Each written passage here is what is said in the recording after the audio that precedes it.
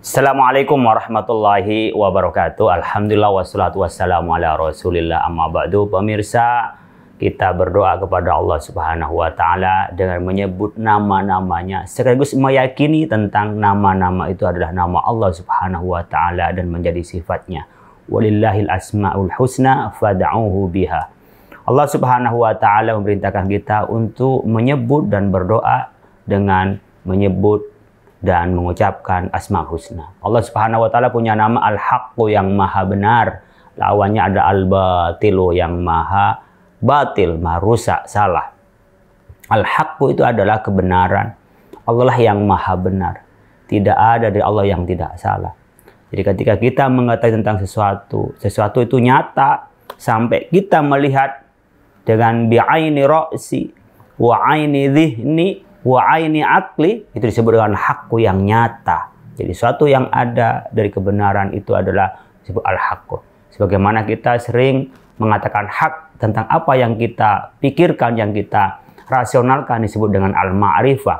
Ketika kita diucapkan di dalam ucapan kita, kebenaran itu disebut dengan namanya an-nutqu, adalah ucapannya. Oleh karena itu yang maha hak adalah Allah. Kalau diri kita manusia mengatakan kita yang hak karena kita ada, wujudnya ada. Tapi itu adalah nisbi, tidak hak dengan adanya sendiri, tapi hak karena Allah yang mengadakan. Demikian juga ketika kita mengatakan hak kepada yang selain Allah, dari hamba-hamba Allah, makhluk-makhluk Allah, maka sebenarnya itu adalah tidak ada kebenaran itu. Kebenaran yang mutlak adalah Allah Subhanahu wa Ta'ala. Jadi kalau menyandarkan kata hak kepada makhluk Allah, itu sifatnya nisbi, bukan hakiki. Itu hanya membangsakan saja karena hakikatnya kepada Allah Subhanahu wa Ta'ala.